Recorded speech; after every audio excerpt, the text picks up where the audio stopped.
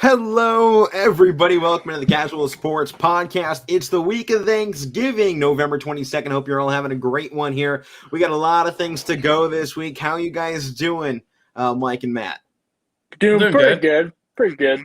Got first basketball game tonight, so I'm ready to Yeah, we do. get We're that going to get going. into that one here in a minute, but, we got a lot of fun things going on this week. Just a brief announcement here for Thanksgiving week. Thursday's episode will be pre-recorded along with Fridays. So if you want to interact with us live, you have to do it on Monday, Tuesday, and Wednesday. Thursday and Friday show will be pre-recorded. But I mean, we're still going to be talking what's going on those days. Friday, we're just recording it earlier in the morning. So it's going to be talking Thursday night football. All that should be a fun week. Hope you're all having a happy and healthy Thanksgiving weekend. And, of course, lots of sports to go here on YSN Live this week. I'm Alek Koberna. That's Matt Morrison and Mike Wolfgang. Matt, how about we start off the show a little bit differently than we have been in the past? Because we've been forgetting this. We really messed up on Friday. Yeah. We're gonna start it off this way here. This week's Beast of the Week, baby. All right. So this week's Beast of the Week is going to be Jonathan Taylor. I mean, this guy lit up the Buffalo Bills. What was it, like 5 touchdowns? Yeah, and then if you look at what he did for fantasy point owners, I believe in the ESPN leagues, he had like 52 points in that game. He was absolutely incredible throughout the board. I mean, it was an epic performance for him, and it's definitely one he's going to remember. And he really helped this Colts squad to win. And, not a lot of people were picking him to win this game, but you had a feeling coming into this that, I picked it too. This was one of those games that you could really look at it and potentially find the win there for that Colts squad, and they end up pulling through. And now we've seen a couple of top teams gone down multiple times, and every time we do, we see one of these big performances from one of these unknown stars. I mean, you've seen it week in, week out. You never expect who's going to show up in these games, and it was frankly incredible what we saw out of Jonathan Taylor last night, and it's exactly what they expected out of him when they picked him up in the second round 2 years ago out of Wisconsin? A couple years ago. My bad. 4 touchdowns. 185 yards, but you're doing it against, the Bills defense has, been considered to be one of the best defenses this year. And, you look at them statistically, they do wind out that way too. Yeah. Yeah, and look at Jonathan Taylor. It was 5 total touchdowns, by the way. He had a receiving touchdown as well. Oh, yes. That's right. He had a receiving touchdown, so it was 5. 4 rushing touchdowns. So getting it done on the ground, which is insane. Yeah, right. So against that defense too, Matt. And we talked about Jonathan Taylor a few times, Alec. It's like, we got to see consistency out of him. I mean, we know how good he is, but it's a performance like this and 5 rushing touchdowns. I mean, the last person to have that many in the game was Kamara, last year, I think with 6. So, I mean, good for him and good for this Colts squad because they're starting to roll a little bit. That they are, and I'm really excited to see what we're going to get out of this team. Carson Wentz, it seems like he's returning to form a little bit. Former star in the NFL with the Eagles, led them all the way down to the playoffs, gets injured, and then everyone knows Nick Foles comes in, wins the Super Bowl. But I don't think you can forget what he did that year. He was a very integral part of that playoff run that got them to that point. And, it seems he's doing the same thing here in Indianapolis. And he really seems to be the system fit. And we talked about that so many times in the NFL, finding a guy that fits the system. And that does seem to be Carson Wentz. He fits what Indianapolis is putting out. And I think he kind of fits that style Peyton Manning used to play there. Obviously not to his level, but you do see a lot of similarities in their games. Yeah, and he fits that style with Frank Reich, and so does Jonathan Taylor, and so did a bunch of other guys on their team. And their defense is starting to play well. And, talk about that yesterday with him. That's a big win for him getting against, his team getting back on track against his former team that he used to play for. So, I like this Colts squad. And Matt, I'm sure we'll talk about it through other points in the show, but I'm a little worried about your Bills there. Yeah, me too, because we have a big Thursday game this week, and then we have to play the Patriots on prime time. So, that's going to be scary. Yeah, man, there's going to be a lot of big Thursday games this week because obviously Thursday football, we got Thanksgiving. So we're going to talk all those ones, Lions, Bears, Raiders, Cowboys, and Bills versus Saints. Don't overlook the Saints in that game, a very real possibility. And Lions versus Bears, I think it was touting as being potentially the worst game of the week, but it might end up turning out to be one of the best. Especially, I think, if Andy Dalton starts for the Bears. He seems to have the hot hand right now. And with Justin Fields potentially being out an unknown amount of time with injuries to his ribs, no fractures, it was shown on x-rays today, but that could end up being one of the best games we see in Raiders versus Cowboys. it feels like the Cowboys should run away with that game. But, after this past week's performance, who knows? But, Matt, how about we get into what's going on tonight here? Brookfield at Lakeview. Your game joining you on the call is your color man. What you got for us here, bud? I mean, they're returning most of their team from last year. I know their coach, great guy. I played pickup basketball with them in the summertime. Great guy, returning players such as Audrey Reardon. This girl stare down threes. Like, she would stare people down, make them think that she was going to take the lane, but she would stare them down. And then when they finally realized she was going to shoot the three, she just buried it. Like, it was just terrifying. And I'm sitting there on the side like, oh my gosh. Then Sophia Hook, another key player as well. This team made a pretty good playoff run. They lost. They made a little bit of ways in the playoffs. I called their Crestview win last year, who we're going to be calling here December 11th. So big game December 11th. We're going to preview that once we get here, Matt. It'll be a fun one tonight on YSNlive.com, 7 p.m. Is this start of the season for Brookfield here, Matt? What's that? Is this the start of the season for your Brookfield squad? All right. Matt's going to be covering Brookfield all season long, boys and girls squad. So when those games come up, we'll preview them a quick bit here, and then we'll talk about it later in the week, what happens. But, of course, you can tune in live on YSNlive.com tonight to catch that one. Brookfield at Lakeview tonight, 7 p.m. Matt and I on the call. Matt, you're taking play-by-play duties. I'm taking play-by-play. We'll get to see how you do. We make the switch up here once we hit basketball season if I join one of your calls. So it's gonna be a little rusty at first. I'll sing you into it. Don't worry, I got your back in this one here, bud. He's got my back. All right, let's go somewhere else in the NBA today. They're still in the basketball world, but going up a few levels here to the NBA. 10-8 Charlotte Hornets at the 11-5 Washington Wizards tonight, 7 p.m. Washington open as a 4-point favorite in this one. Two close teams. I'm really liking what I'm seeing out of the Wizards. They've had a great start, but so is Charlotte, and this is a team that a few of us were talking about early season. This looked like one of those squads that can make a run. I didn't pick them as my dark horse, but they were one you definitely had to consider with the amount of young talent they have. What are your guys' thoughts here? Yeah, and the Wizards are a team. Go ahead, Matt. Yeah, Charlotte, they have good young squad and players like LaMelo Ball, and Terry Rozier's been around too. I like to fit there with Bridges as well.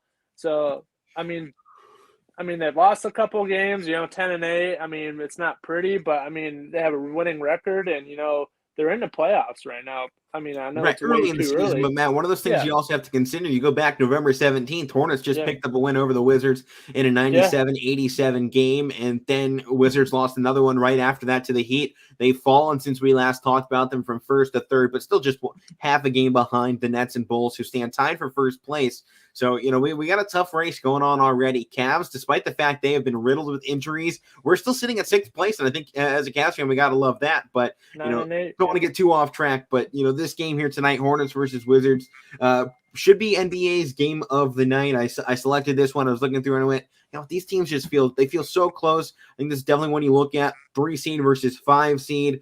And both teams have not been great on the road. They've been fantastic at home. And, last one, it went to the home team. I have a feeling it probably goes the same way tonight. So I'm going to go ahead and put my pick out there. I'm going to take the Washington Wizards. It's at home. And both these teams have struggled on the road so far this season. I think that comes with a lot of young, inexperienced players. Don't really know exactly how to keep that energy alive when you go down or you're in a tight game, overcoming the crowd. So I'm going to give it to the Wizards at home based on young talent. Yeah, and the Wizards, actually both these teams, they've actually both produced 5-game winning streaks at some point this month. And, they'll look to get back on track tonight with starting other winning streaks. But I like what Bradley Beal keeps talking about with this team. And I kind of thought so too with the trade with Russell Westbrook, getting a bunch of different guys on this team. It's like, they're trying to build on what they have. They know they have a lot of different faces, and they're playing well right now, and they want to keep that going. And Alek, I'm with you tonight. I like the Wizards at home, and I think it's a team you can't count on, because I was at that game 2 weeks ago and they were playing the Cavs, and it seemed like the Cavs are going to win it, and the Wizards make a run late. So I think they're a team that, like, if they get too far behind or stay afloat, that they're a team that can make a run. So I like them tonight at home. Matt? Yeah, I got to take the Wizards as well. I'm not very fond of him, but he's fitting well in the system. He hit a dagger 3 against our Cavs team. Kyle Kuzma, I think he's fitting a little bit better here in Washington than he did with the Lakers. I think he has more of a role here with Washington. Yeah. He was playing a third or fourth guy. Now he can really step up into the limelight and take over a game if he wants. If you're playing out there with AD and LeBron, you're not being the one being told you're allowed to take over games. And you don't forget, he was also playing then with Dennis Schroeder as well last season. So there was really no room for him in that Lakers offense. And they kind of pushed out the door. And that's what you keep seeing with the young guys in Los Angeles. So, yeah, Matt, it doesn't always work right away. Board. I'll take you back last week. Matt, you had a pretty darn good week. 6-0 in the NBA. Picked every game correct. I was 5-1. Mike, step it up, man. You were 3-3 last week. Obviously, you. I've been bad. I've been bad. One of the games, but yeah, it has not been your week. You're blowing your lead. You were in first place overall in our voting last week. You dropped to last. Matt, you're catching up now. You're in second place right behind me. I'm at 144.93. Mike, you're at 141.96, and Matt 143.94. So neck and neck.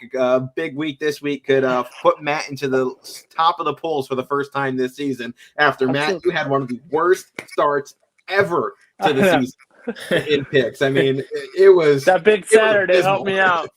Yeah, you had a big Saturday. Perfect in college football picks, 10-0. Round of applause for Matt on that. That's a record on this show. Yeah, undefeated. First time we've had somebody go undefeated in college football. It's actually the first time we've had somebody go undefeated in multiple sports in the same week as well. So Matt was on his game. If you're betting, I may be going with Matt this week. He was pretty good. Matt, I was right behind you. I was 7-3 in college football. So was Mike. But NBA, I was 5-1, and I was 5-0 in the NHL. Somehow, I was corrected on my NHL picks. But it was a tough week. So I guess we'll see how it pans out. First place up for grabs right now in our pickings. So. Let's head over to the NHL where I was 5-0. We got the Columbus Blue Jackets at the 7-8-2 Buffalo Sabres. Over under in this game goes 5.5. It was about dead even in the spread. This game really has everything on the line. Both these teams kind of in that mid-range, could slip up, could punch forward in the standings. I've obviously been liking my Blue Jackets this year. And, as I always say with this team so far this season, when they're good, they're really good. They're one of those teams that you have to look out for in the playoffs. When they're bad, this team isn't dead last and there's no bright spots ahead for them. And this feels like one of those seasons where, hey, we can make a nice run. I'm not saying Stanley Cup championship by any stretch of the imagination, but we can do what we did a few years ago and pull off that upset in round one, cause some chaos for the NHL world. And that's what I love to see this Blue Jacket squad do. And this is a big chance for them to take that step up, slightly better record than Buffalo and go crazy with the goals. And one of the things you've seen with this team all season is when they score in bunches, and they can also let up a bunch. So they've got to tighten up a little bit defensively, but I like where they've been offensively. Just need a little bit more consistency week in, week out. Yeah, no, this is a team you should be talking about because they're 9-6, I believe they are. They lost Saturday night against Vegas, but they've been playing some good hockey the last few weeks. I mean, they're around 500-ish, a little bit over 500 the last week or so. So they're playing good hockey. And Matt, this is a Buffalo team that we saw last week play Pittsburgh. They're getting better. I mean, they're not a team that you just look over anymore. Player away in Eichel, and they're not doing too bad. 7-8, just under 500. They're just under. I mean, it's a team that you can't just look out. You just can't just write off anymore. I mean, they're still a work in progress, but they have a bunch of young guys, and they're hanging around there. So I mean, they're beating some decent teams. Yeah, they are. I mean, I like that Tage Thompson. I mean, 6 goals, 5 assists. I mean, he's a leader in that category. I mean, that's amazing for them to trade. I mean, Jack Eichel was their franchise player. That's like Pittsburgh trading away Crosby. Okay, pretty honest with you. And to do that, and they get a package pretty much.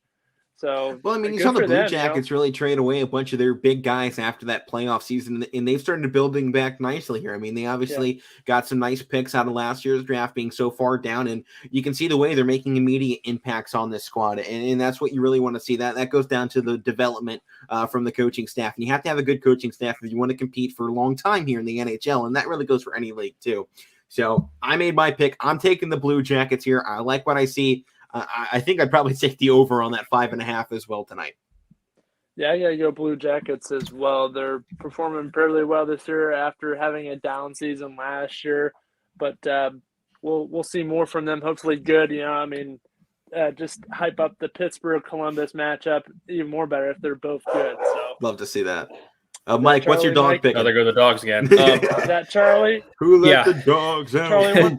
Charlie wants to go on another walk. He does. He likes going on walks. But this show. one, I like Columbus too. I want to pick cool. Buffalo, but I think with their youth, they're playing good, but it's not gonna last. It's too inconsistent, is what I'm saying. So I'm gonna go Blue Jackets tonight on the road. I think it's a big road one for them if they can get it. Let's go. All right. Next one up, 4:30 p.m. tonight, or should I say this afternoon, just shortly after Power Hour up next year on YSNlive.com. 3-1 Butler Bulldogs at number 12. 3-0 the Houston Cougars. Cougars open at a -8.5 point underdog here. And this is a team that they've been playing great all season. When we come out with our rankings tomorrow here on the show, it's one I have in my top 10. I've been very impressed with them. They have some good wins already. I like what I've been seeing out of them. They got a chance for a big run, but always Butler is going to put up a fight no matter what time you take them on. They're a 3-1 squad who, right on the outside of that top 25 looking in. AP rankings came out today. They were one of those teams right on the outside. So, great things coming for this squad. But it'll be a tough early test here. Yes, they are. Mike cutting out here for a second. Matt, what are your thoughts on this Houston-Butler matchup? I mean, it should be a pretty good matchup. I mean, I like these, afternoon type of games. They're fun to watch. They don't run too late. You can still do stuff after. You don't have to go right to sleep after. Some of these games are late, so it's fun to just watch NFL. these games. But it should be a pretty good matchup. Yeah, really. I was up to like midnight watching. Oh, man. Those late night games are starting to get to me. I can't do them all the time. Yeah. Sorry, Mike, what your thought here? I was closing the door. It's going to take a little bit less away from the dogs as they start barking again. But okay. With this one, they're two good teams that are playing similar basketball right now, record-wise. They're 3-1 and 3-0. And I think Houston's a good team. I think, they're normally pretty good in basketball, and Butler's making a little bit of a comeback here, Matt, because they've had some down years from the last time they've been good. They have. So last time they were good, they had Gordon Hayward and Brad Stevens as their head coach. Yeah, that was a long time ago. It's really the last time they were actually good. And Houston's normally a team that hangs around in basketball. So, yeah, this one's tonight. It's an even matchup, and I like this one. I like how you picked this one out, Alec. Yeah, I think that's definitely a good one to highlight and really a big win, I think, for either team. You look strength of resume, this is probably a Houston squad that, they're sitting right up there. You look at the college basketball BPI rankings, which is the Basketball Power Index on ESPN. If you look at that right now, Houston's in sixth place right now with their Basketball Power Index. It's been a very good team this season. They don't have the strongest strength of schedule, though, so they're going to have to pick up these big wins when they can. Their strength of schedule ranks 265th in the nation. Strength of resume already, though, at a 33 ranked, so they're going to need some big wins, but not a lot of teams have fantastic and strength of schedules. I mean, you look at Gonzaga, they're ranked 305th, so that strength of schedule doesn't mean much. It's just winning these big games early in the season when you can, because this will be one of the toughest tests they're going to get throughout the season is against the Butler Dogs. Yes. Yeah, because you look who they have coming up. I mean, they have Alabama, they're ranked 10th right now coming up, but other than that, I mean, Oklahoma State and stuff like that and Cincinnati, so yeah, this is a team, like I said, record-wise 3-1 right now, so this is a big one you got to get if you're Houston. And a lot of big games coming early in the week. Normally it's Tuesday that college basketball goes off, which is why we talk about them on Tuesdays, but they decided to put their big games on Monday this week, so that's why we're going into them today. I'm taking Houston here. I like them. They're in my top 10. I'm sticking with my top 10 to pull out the win. Your guys' picks?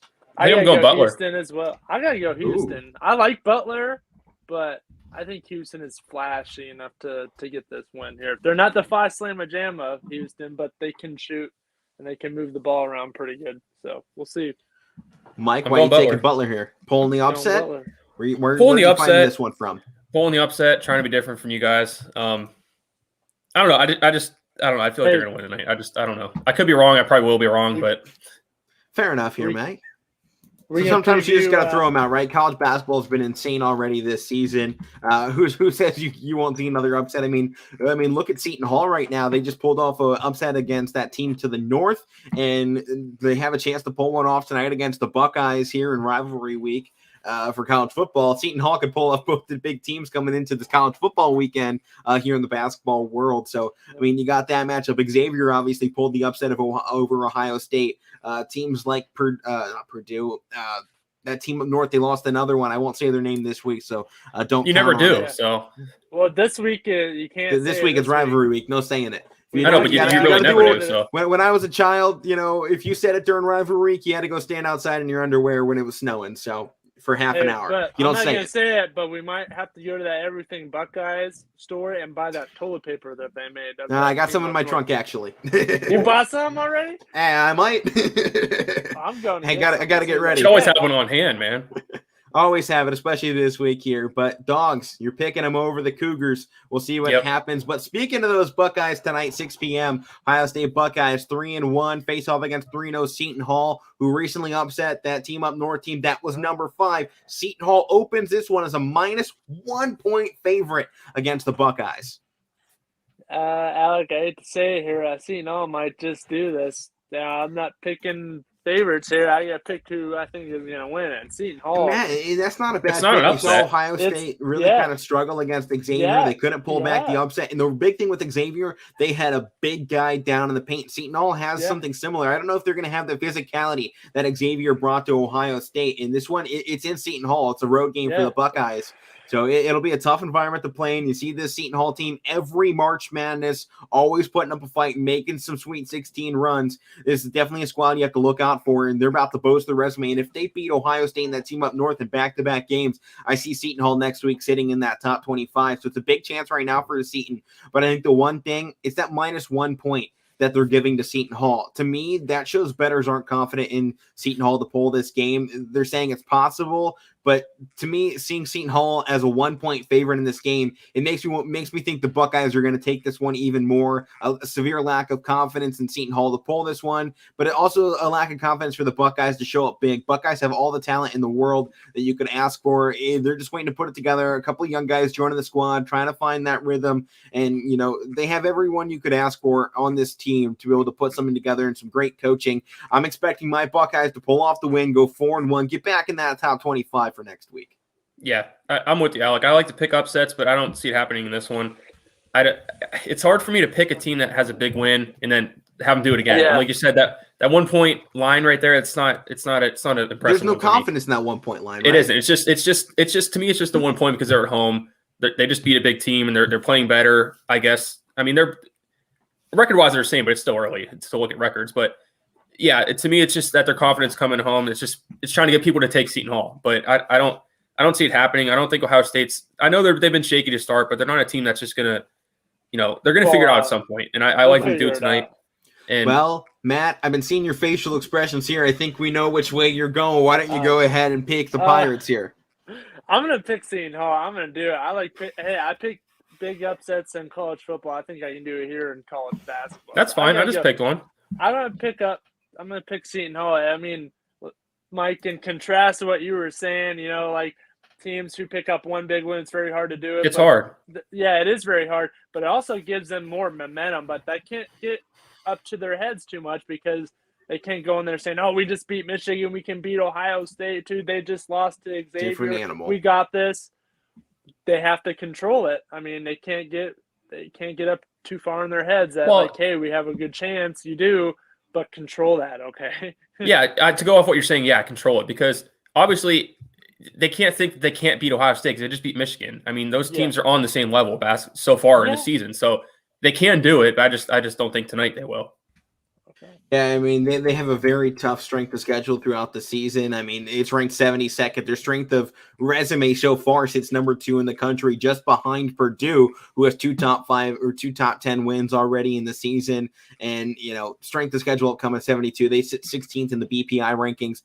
Ohio State, though, sits 14th, right behind that team to the north with 13th. So a lot of big teams already slipping down. And, I mean, you've seen a few of these teams we expected to be great already with some big losses. Villanova, obviously down to 3-2, but in that big tournament from this past weekend, they took a loss. It's fine.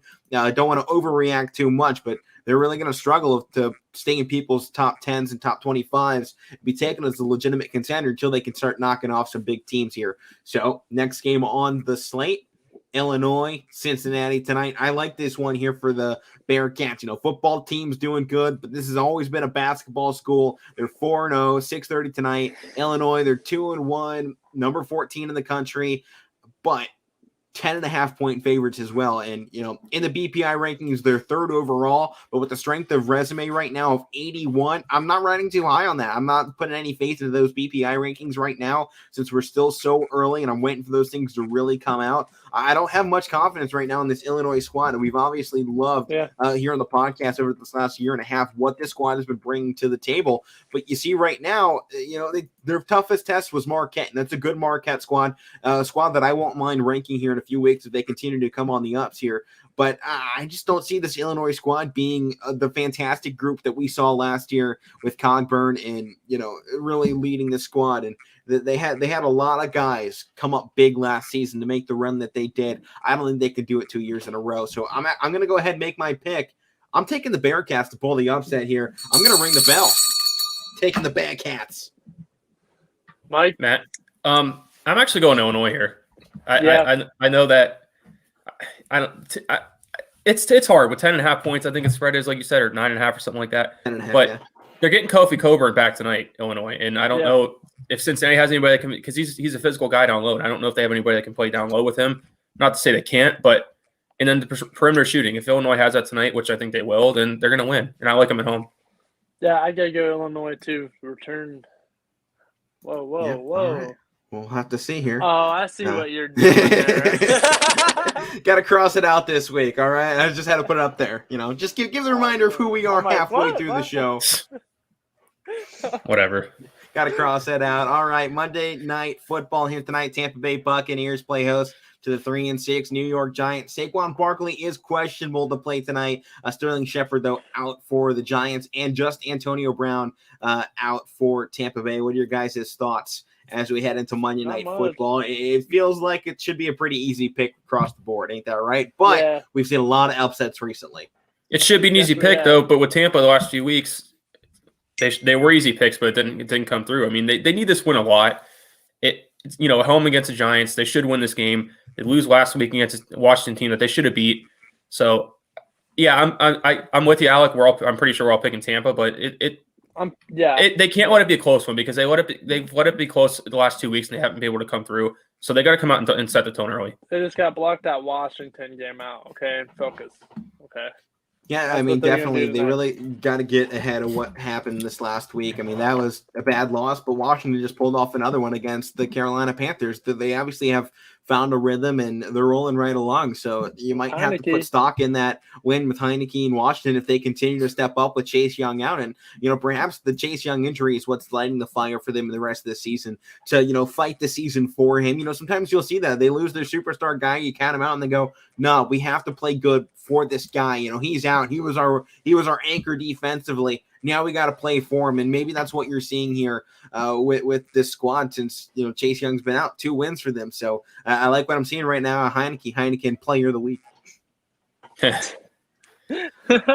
We're still working on that one, Alec. Still working. We got to start contacting Heineken about that one. They've got to get on it, but we're all taking Tampa Bay in this one, correct? Yeah. Yes, sir. All right, before we go ahead and move on into the rest of the NFL, we want to take a brief moment to congratulate all of the YSN Live teams this year for a great, very exciting football season. Matt and I got to cover a lot of Brookfield, a lot of Alek Christian, a very fun season. And as we come down here into the Final Four, just a couple teams left for us here, but Matt and I aren't on any of those calls. We wish the best of luck to Warren, JFK, Springfield, and Ursuline for making it to the OHSAA football Final Four in their respective divisions. Bring home 3 titles. We love it here on YSN.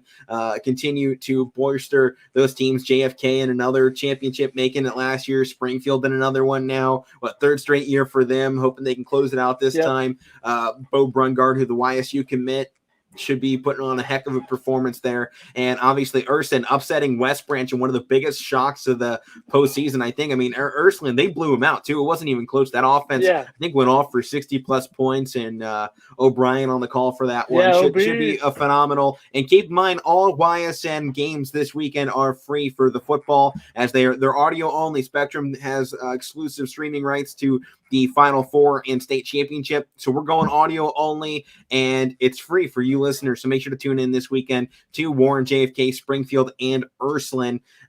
Congratulations to those 3 teams, and congratulations to all the teams across the valley for a very fun, exciting season. It's been a lot of fun for us, and they make our jobs easy, right? Giving us these fun games and exciting moments. We've had lots to talk about on the show. Oh yeah. Yeah, it was very exciting. Let's head back here into the NFL. A brief recap from the weekend. I mean, we saw some real big games, and obviously it started Thursday night with that Patriots taking down the Falcons 25-0. It really felt like the weekend got juiced up right from there, right? I mean, then you go right into an Eagles go off for 40 points somehow. I mean, the one time I don't pick them, right? They go ahead and prove me wrong and just go off the board. I mean, you saw the Dolphins and the Jets play pretty close up in MetLife, 24-17 to the Dolphins. Washington won at 27-21. You saw the Colts go off big over the Bears, and that's where we're going to take our first stop and take a look at something. Colts versus Bills. Matt, you've been a Bill supporter all season. We talked about this a little bit earlier. Jonathan Taylor getting our Beast of the Week award. What were your takeaways from this weekend in that game? Mean, their defense isn't bad, okay? I mean, you still got Milano and, Rousseau. They're the guy they just picked up. But what is going on with Josh Allen, man? I mean, we've seen him. The beginning of the year, the start of the year, we were like, oh, this is the MVP. This is the guy that's going to win it this year. He's going to take the Bills probably to the Super Bowl. That was the Super Bowl favorite pick. And, I mean, I can't say that it is right now. They have to really straighten up their act. They have a very tough couple of weeks coming up. They have to go and play on Thanksgiving Day in New Orleans against this scrappy Saints team who just got, blown out by the Eagles, and they don't want that to happen again. And then the next week, they got the Patriots, who just took over the division lead. So it's going to be scary here, and we've lost our host. Mike? No, I didn't know if he was switching cameras around, but I don't know if he is or not, if he just faded out. But, yeah, Matt, I agree with you about Buffalo. They haven't looked what's good. What's going on? They're losing to teams that they should be beating, number one. Yeah. And yesterday's a toss-up. I mean, the Colts are still a good team. It's not like they lost to the Jags again. But I don't know what's wrong with Josh Allen. It seems like he's turning it over too much. He's not playing with the same amount of confidence that he's had, with the receiving core and him personally. He's just not himself. And in the defense yesterday, I know Jonathan Taylor went off, and that's what he did yesterday. It doesn't happen often with 5 touchdowns, but they couldn't stop him. And they honestly, I mean, they haven't played terrible defense the last few weeks because they had some low-scoring games, but they haven't been able to stop some people the last game or two. And Josh Allen, his confidence just doesn't seem to be there like it used to be. No, 200 yards, 2 interceptions. Like, man, that's not Josh Allen.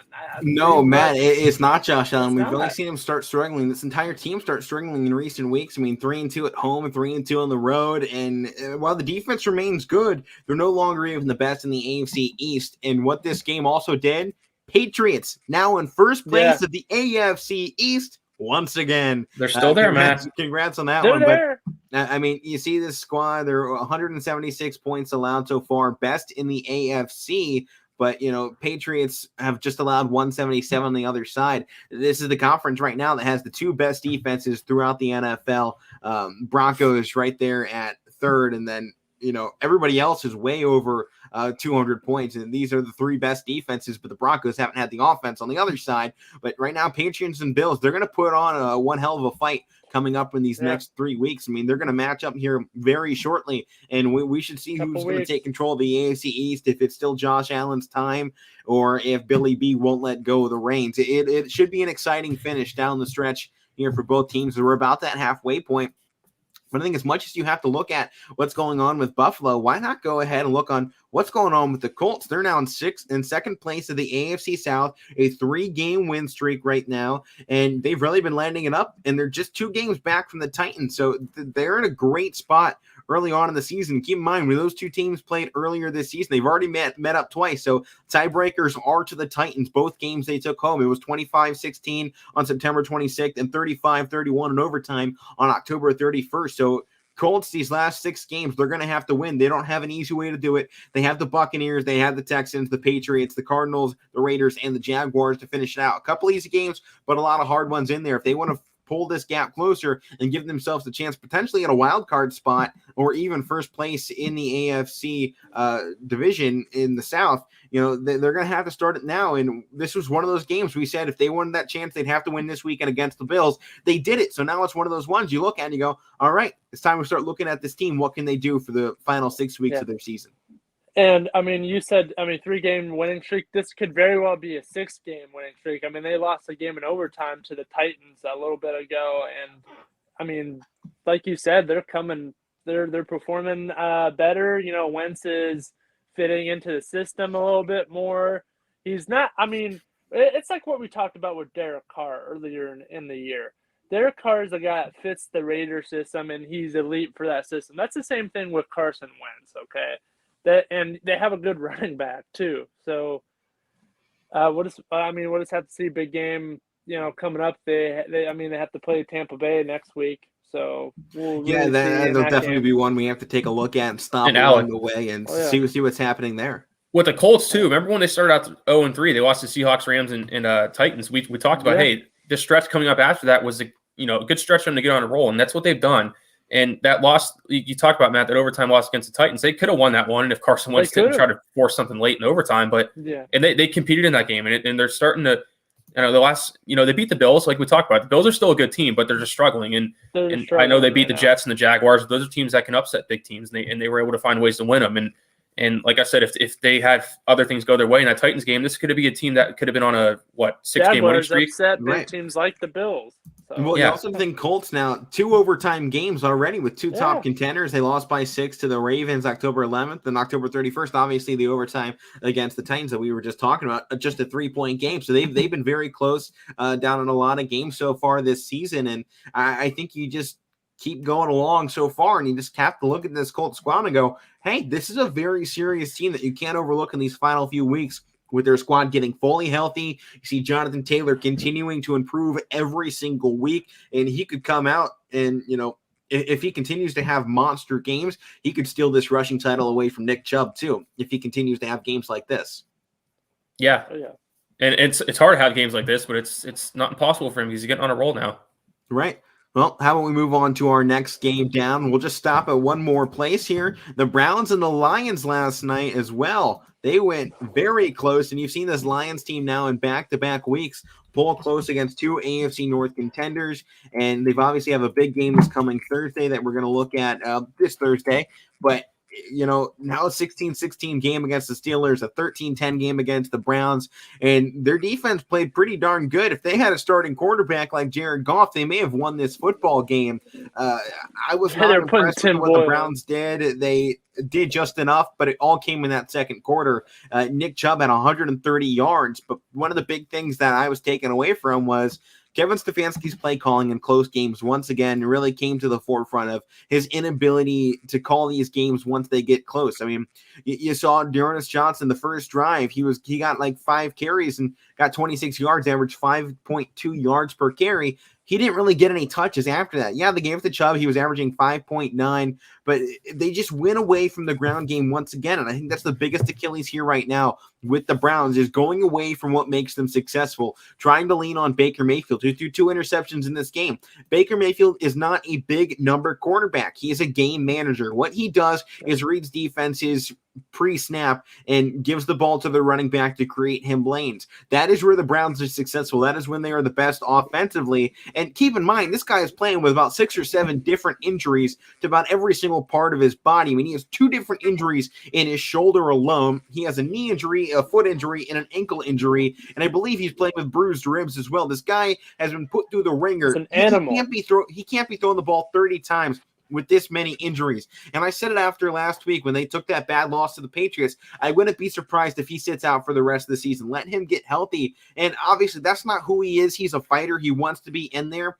But at the same time, this team has a lot of talent, but we've had a lot of injuries this season. With the way the AFC North is stacking up, I almost want to see this team just kind of step aside. I don't think there's a spot right now for them with the inconsistencies they've shown week in and week out. Yeah, I'd love this team if they could make it to the playoffs, make another run. I don't know if that's realistic, though. And with the injuries adding up, I just feel like we're going to get down there and make a run down in the end of the season.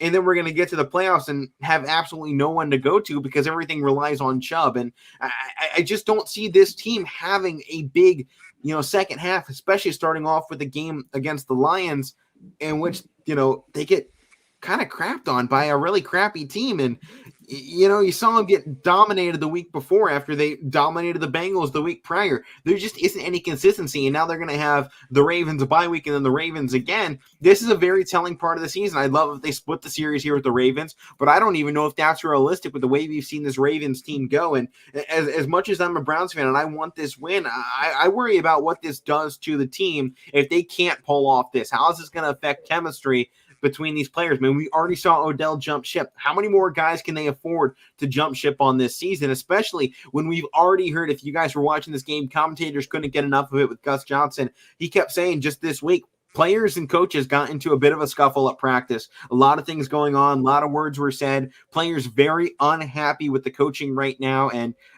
part of that's Stefanski, but there's a lot of problems elsewhere with the other coaches. Offensive and defensive coordinators really going away from it makes this team good. There's clearly a lot of hostility right now. And for this team to be a 6-5 team and still having that many problems, I think speaks volumes to how much talent is on this team alone. But there seems to be something else wrong with Cleveland right now, and isn't that always the story? Oh, they got a lot of talent, but there's something else wrong with them. There's something wrong with them. It seems to be that problem again, and with that being the issue, you almost just wonder if they just say to some of these big guys, hey, you know what? Take the rest of the year off. Go get healthy. We're going to come back. We're going to load up off season, and we'll be ready to go. Just take the rest of the year off. I mean, with the way the AFC is panning out and the way we're seeing, the Bills and the Patriots fighting for first place, that'll probably open up a wild card spot for them with, the Colts potentially making the run up behind the Titans. That could give them the playoff spot. You can't forget Chargers are sitting right behind the Chiefs as well, with the Raiders and Broncos both at 5-5. There are a lot of teams vying for those two wild card spots. And even if the Browns can make the step up into third place in the AFC North, I don't think they're going to get that. And, it's virtually the same record as the Bengals, despite one more loss. 6-4 Bengals, 6-5 Browns. They have a chance very easily to jump up there, but I don't know if this team has what it takes to make that jump up. And Matt, I'm going to hand it over to you quickly, but some things I noticed yesterday. Obviously, the Browns didn't play well, and even the week before, the Steelers didn't play well against the Detroit team. I mean, this is a team that we've been saying they could be better than what they are, and their record stinks, but they're at least they're competing the last few weeks. But with the Browns, what I noticed, the fans get unhappy, which I understand, but they get on Baker, they get on the offense, they get on whoever they were getting on. I understand you're frustrated, but then so that happens. Then Baker doesn't go to his post-game press conference. I mean, I know he's playing injured, but here's the thing I don't understand with Baker. I know you're playing injured, and to me, if I was his teammate, I'd be happy that he's coming out and he's not giving up. He's giving everything he has to try to help us, but at the same time, it hasn't been working. And if you have a shoulder injury, a knee injury, and all the injuries you ran through, Alek, and you're not able to go and be 100%, then don't do your team this disservice here. Especially with the way Case Keenum already showed that he can run this offense efficiently enough to work through the rest of the year. And that, I mean, those are some things I noticed. And like I said, at least just go up there. You won the game. At least just go up there and talk post game. I mean, like you said, Alek, this is a team with the Browns. There's always something going on with them. And they said coming into this year, and since they've had Stefanski, hey, we don't want these drama situations anymore. Well, you just got rid of Odell, and you had a huge situation with him the last year or so, and now you're having Baker, with the injuries and him not looking himself, and fans getting on him, and he's not showing conferences. I mean, it's more than just what's going on with the field and play calling with them right now. Right, and it's not necessarily an individual problem as well. You feel just a chemistry kind of falling apart right now in Cleveland. And that's something when they brought Jarvis in, he really tried to rebuild this chemistry. But I think one of the biggest things when you have a city as scrutinized as Cleveland always is, this team, no matter what league we're playing in, Cleveland gets hated on immediately because of the fans here. Ohio is so passionate about our sports that we see a team in Cleveland start playing well, immediately everybody's jumping on, go, finally, we're back, let's do something. It's such a passionate sports city that everybody around the nation hates Cleveland when it comes to it because we're so passionate about our sports here. And, there's a lot of other passionate cities, but you saw how this city reacted when we were 0-16. That stadium was still at a high capacity. Our fans were following this team the last 20 years, despite going through absolute crap every single year. The same problems every time. Can't win. No quarterback. There's no identity of this team. No chemistry. Problems. Bad coach. 20 coaches later, here we are, sitting in 2021 with a good squad. Same. And, we're finally at that point where fans feel like they have something to start cheering about. And they get behind the team. They're yelling Super Bowls, playoffs. We got the win over the Steelers last season. And it felt like there was a spot for them to grab onto in the North with the with the Steelers potentially finally coming down at the end of Big Ben's career. They felt this momentum. Then you bring in some superstars and everyone's like, we have something. The rest of the nation and the media just went, what the hell is Cleveland doing? Really? Again?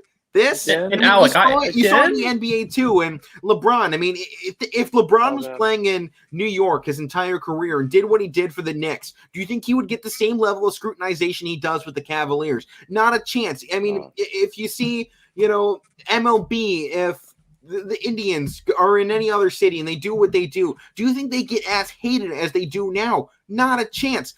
Cleveland gets hated on by the media because our fans are so passionate about it that, we overreact to things a lot, but that's what is the identity of this city. We overreact. We're so excited and so, tuned into our teams because guess what, Ohio? There ain't nothing else to do here besides go to Walmart and watch football. That is in, other sports. That is what Ohio does. That is who we are. We're so passionate about our sports. Everyone else hates us. That's the thing. I mean, they've been building Cleveland against the world for the last 15 years. And believe me, I know this as a Cowboy fan. I know this. Like you constantly think like, there's something to be excited about. In the Browns the last few years, they get Odell and it didn't work out. Last year they had a run. Now they're falling apart. It's like, and you're right. Browns fans are so used to losing that when they have an opportunity like this and it doesn't work, it makes it even worse. Right. And, I'm not here trying to defend what's going on in Cleveland and all the other problems, but at the same time, as I'm being the one saying, maybe I'm overreacting here and say, hey, let's just take the rest of the season off. At the same time, I still want to be that fan at the end of the day. They go to the Super Bowl and I go, oh yeah, here we go. I told you at the beginning, I slid down at the midway point, but I was here at the end. And at the beginning, I was with them. Call me a warm weather fan, whatever. At the end of the day, I'm trying to be realistic with this squad and what they have and what they don't. But this is Cleveland. This is what happens. We play great. The city gets behind them. The media starts hating them. And then we see how they finish. And then they get yelled at in the offseason. Everyone goes, oh, Baker's not a franchise guy. All right, tell me who is. Tell me who we can go out there and get that's going to be better than Baker Mayfield. Because really the free agent market sucks. The free agent market sucks when it comes to NFL quarterbacks. They go to Los Angeles, and Florida. No superstar quarterback is leaving a team at age 28, 30 and deciding to go to Cleveland. That doesn't happen. You have to pick your guy. And people want to go, oh, well, they should have, picked somebody else in that first year, not burned a first-round pick on Baker Mayfield. Yeah, maybe, but he won the Heisman. He was fantastic at Oklahoma. And, all the people saying, Trevor Lawrence, superstar franchise quarterback. There's now things in Jacksonville saying that he hasn't shown any progression this entire year. He won't learn the system. He doesn't want to. And that's a first-round pick that everybody said you had to take. And that's wrong. It's too unpredictable. You don't know. In the NFL saying, he's guaranteed to be the best, because there is no guarantee in college or the NFL that you will be the best just because of some ranking that came out before the year. I mean, look at Sam Darnold. He was the second highest guy picked. He is garbage. With the Jets and with the Panthers, he has shown nothing that's shown that he is a franchise quarterback. I mean, look at half the quarterbacks around the league. Can you tell me they are franchise guys in half the cities around the NFL? People want to go, you have to have Tom Brady or bust. That's not realistic. Can we get back to where we were in the 90s and the 80s, that teams could be good without having to have a superstar quarterback? You don't have to have that. If you have a fantastic defense like Pittsburgh does, like the Browns do, like you're seeing now with the Bills and the Patriots, they don't have phenomenal superstar, grandiose quarterbacks, but they have things that work. Good coaches. Can we get some good coaching in the NFL and not just be, let's take a quarterback, let him run it 300 times and see what he does? This is what we're getting to in the NFL. We're getting away from what makes football football. And saying Baker Mayfield is a problem. No, a quarterback is not your only problem if you're struggling to win games. Yeah, sometimes you can't deliver it, but those guys out there, they got to catch the ball too. That's on them. Offense linemen have to protect better. Defense, they got to get takeaways. They've got to make better stops. They played great against the Lions here, but you go back the week prior, they let up 40-plus points to the Patriots. You can't do that in a game like that. Can't be put on the head of Baker Mayfield just because of an interception or two. And that's the same one here. Yeah, he made an interception or two. Maybe they could have made a better play in the ball on the wide receiver spot as well. You go back to guys like this is nothing against these guys like Terry Bradshaw and even Jim McMahon. They won Super Bowls because of their defenses. Okay, Jim McMahon with the '85 Bears. The '85 Bears were mostly known for their defense. They're always talking about their defense and their run game. Their run game. Yeah, Ryan Tannehill. Ryan Tannehill, is he a franchise quarterback? No, but he could beat you with his legs. Right. So, and he never really was viewed that way. Jim McMahon had Walter Payton. Half the teams you talk about around the league, they don't have superstars. Derek Carr, do you think in anywhere else in the Raiders system is he a franchise quarterback? No way is he being considered a franchise quarterback. He's a career backup player anywhere else. And to put this stigmatism that you have to be top 5 or else you're getting replaced immediately, I'm not saying, Baker Mayfield is that guy for decades to come, but in the last 20 years, he's still the best damn quarterback we've ever had. And I don't know That's not hard to do, though. You're going to pick, especially this year's draft. Well, yeah, no. But they've had endless amounts of draft picks that they have burned on top guys. I mean, who could have predicted that Johnny Manziel, perhaps the best quarterback in college football history, would have been as terrible as a bust as he was? How many people could have realistically predicted after what he did at A&M that he would have come in and been that terrible on Alec, and off the field? One more thing about Baker, though. I'm not blaming him on anything. I mean, he's playing hurt. At least he's trying.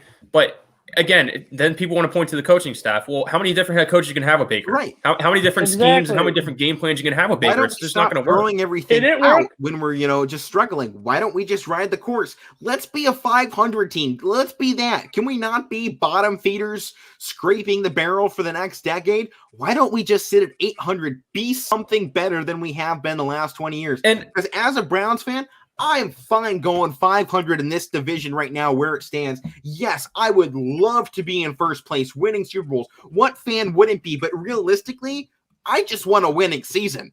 And this is my thing with Browns fans, too. It's like you suck for 20 years. Then it's like, I get it. You have a good team. You get excited. Everybody gets excited. You're fans. Right. You're allowed to. But it's like goes up to their head. You put so much expectations on this team. That's why when things don't happen, you get let down. So, and I'm guilty of it too at my teams. You get let down so low. And it's like with the Steelers too. Again, and it's like last year with the Browns. Season. They won a playoff. They beat the Steelers in the playoffs. They had a chance to beat the Chiefs, but it's like they didn't. And it's a whole new year. Teams changed their personnel. So do the Browns. And it's like who's putting these Super Bowl expectations on them, because they weren't. To me, they had a great year last year, but they weren't ever viewed as that. They had to do more. Exactly. And, we might end up talking a little bit more NFL tomorrow if we run out of college basketball, since they are having a short day on Tuesday. But let's go ahead real quick over to the Steelers-Chargers game, Sunday Night Football. Fantastic game overall. A lot of controversy, a lot of hard hits, rough rocks. But you saw Justin Herbert did just enough in this game. I mean, you just look at this final score, 41-37. One of the best Sunday Night Football games I think we've had in quite some time. And, I mean, statistically in this game, Pittsburgh was sucked in the entire game. Besides that fourth quarter, they go put up 27 points. You see Big Ben, he played his heart out, and that was probably one of the best games of his late career. 28-44, 273 and 3 touchdowns, with Najee Harris carrying it just 12 times for 39 yards. And obviously he got knocked out too of the game with an injury, head injury. But Deontay Johnson went off. He was getting great separation, 101 yards. Claypool finally got back into, big yardage games. We've been waiting for that all season long. And it was just a slightly better game on the other side, and 90 rushing yards on the ground for Herbert that probably gave them this game. Yeah, I mean, I want to start off with this first. I can't remember the last time Pittsburgh put up 30-plus points, so I had to Google it. It was about a year ago. Oh, wow. I believe 15th, 2020, 36-10 against the Bengals. It's been a year. Since you hit the 36 mark, and who knows how long it's been since they went over that. So I have no idea. I'm not going back that far. But it's insane. I mean, this is the game that finally the offense broke away. And the defense, I know injuries, no T.J. Watt, no Minka Fitzpatrick, and those guys' absences were felt last night. Cameron Hayward was exhausted. Cameron Sutton was exhausted. Those were the only guys really making any plays on defense. You had blown coverages. I mean, that one guy they brought in, Highsmith was making plays too, and you had Spillane here and there as well. But the guy they brought in to take over for Fitzpatrick, Joseph, missed a wide lane touchdown that put the Chargers up for good last night. And I don't think Fitzpatrick would have let that happen at all. And Matt, it would have been less. It would have been less likely. Okay, and it's this. I don't know. You put Trey Norwood in there. Trey Norwood, another big missed tackle that was a huge touchdown as well. And they're young guys. Were young guys replace them, and you had James Pierre in there too, who has done well. But this is a guy that went undrafted, and he went undrafted for a reason. He's a backup. He's not a starter. He's good to come in and rotate in to give the main guys a break. That's where he fits in good, but not to start like that. Okay, they need big cornerbacks out there. Okay, they need big names. They didn't even have Hayden out there playing. I know he's not the best, but he fits well in our defense. Still a Pro Bowl corner. He's been there a while too. Pro Bowl corner. He's been there. And man, for a while. I did pull up that number for you last time. They scored over 37. They did it back-to-back weeks in October 11th and the 18th against the Eagles and the Browns, where they scored 38 points in both weeks. So there you go from last season. Last year. Last season? Yeah. Okay. And Matt, they had a decent offense last year, but this season, you even have to go back. It's been a year since they put up 36 points, and a year and a month since they did any more than that. So it was definitely an impressive win there. And in that moment, everyone wants to talk about what this defense has been all season. Where was the defense last night? Exactly, Matt. And I was just going to say that. You can even go back to last week. I told you, what's wrong with Devin Bush? He cannot tackle anybody. I don't understand. I don't know if it's from the injury or what he had recently, but. You have Cameron Hayward chase down this quarterback. Cameron Hayward's a big dude, and he managed to chase down Justin He's a beast, Herbert. by the way. He's freaking good. Oh, really yeah. good. He managed to take down Herbert, who had 90 yards rushing last night. Okay, the guy has speed. And here comes Hayward just chugging along and just turned on the Jets, totally exhausted, and took him down. Where's Devin Bush? Devin Bush was electric at Michigan. Why can't you even to start in Pittsburgh until he got injured? He was good. Yeah. I don't know. I don't know what's been going on. A lot of people have been saying to trade him and release him. I think, people are jumping to conclusions like somebody we know, Alek. I bet you know who I'm thinking of. No names. Oh, you know who I'm talking about. I know who you're talking about. Well, 3 minutes to go here on the show. Mike, how about you talk about your Cowboys a little bit here on the show? They were struggling last night. I'll try to make it quick here. So, obviously, they couldn't do anything at the line of scrimmage. Dak got sacked 5 times. That's almost half as much as he got the whole year before that. So, he couldn't get anything going. And their defense didn't play terrible, Matt. It's Micah Parsons out there making plays as he usually is. Defense. That's where I was going to go. That has sucked all year, and they happen to do good against the Cowboys. That's where I was going to go.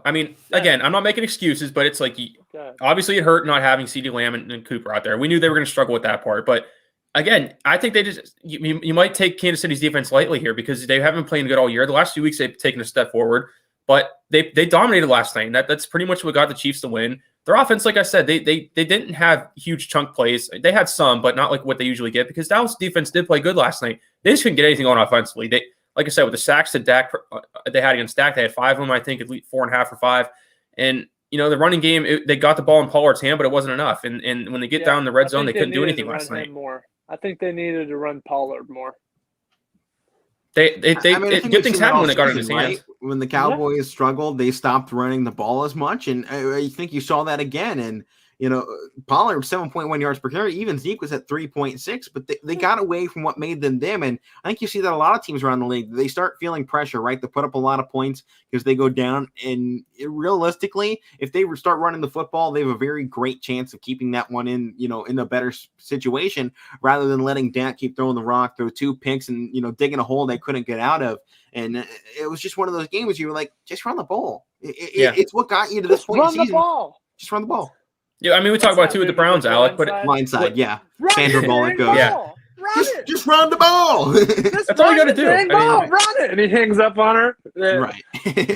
Well, you know what? That's going to have to do it here for the Casual Sports Podcast. Come back tomorrow, 2 to 3 p.m. and Power Hour up next on YSNLive.com. If you need something to do tonight, tune in to YSNLive.com. Brookfield at Lakeview. Both Matt and I in there to call that one. So it should be an exciting night. Thank you all for tuning in and have a fantastic holiday weekend. If you don't tune in back in for the rest of the week, we hope you have a good one. See you next time.